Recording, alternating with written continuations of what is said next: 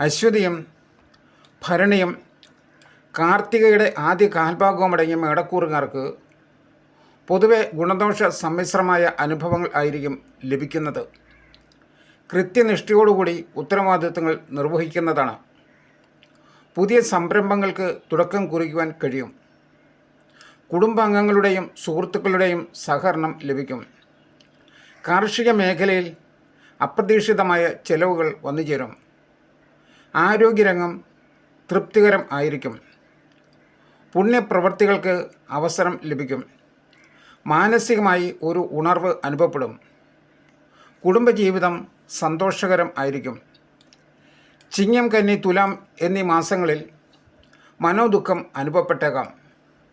ചില ബന്ധുക്കൾ വിരോധികൾ ആകും. വിദ്യാർത്ഥികൾക്ക് പഠനകാര്യത്തിൽ അലസത ഉണ്ടാകും എങ്കിലും പരീക്ഷകളിൽ വിജയിക്കും.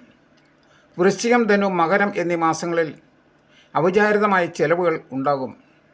ദൂരയാത്രകളോ തീർത്ഥയാത്രകളോ ഉണ്ടാകുന്നതാണ്.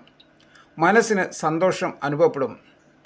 കുംഭം, മീനം, മേടം എന്നീ മാസങ്ങളിൽ ഉദ്ദിഷ്ടകാര്യങ്ങൾ സാധ്യമാകും. തൊഴിൽ രംഗത്ത് ഉയർച്ചയുണ്ടാകും. സുഹൃത്തുക്കളിൽ നിന്നും ബന്ധുക്കളിൽ നിന്നും പലവിധ സഹായവും ലഭിക്കും. തടസ്സപ്പെട്ട് കിടന്ന സ്ഥാനമാനങ്ങളോ വസ്തുവകകളോ തിരികെ ലഭിക്കും. കുടുംബസുഖം അനുഭവപ്പെടും. മേലുദ്യോഗസ്ഥരുടെ അംഗീകാരവും പ്രീതിയും നേടും. ഇടവം, മിഥുനം, കർക്കിടകം എന്നീ മാസങ്ങളിൽ സ്ഥാനമാനങ്ങൾ ലഭിക്കും. അവിചാരിതമായി പല മേഖലകളിൽ നിന്നും പലവിധത്തിലുള്ള സഹായങ്ങളും വന്നുചേരും. കുടുംബ സ്വത്തുക്കളിൽ നിന്നും വരുമാനം ഉണ്ടാകും. കുടുംബത്തിൽ ഐശ്വര്യം വർദ്ധിക്കും. സന്താനങ്ങൾക്ക് ശ്രേയസ് ഉണ്ടാകും.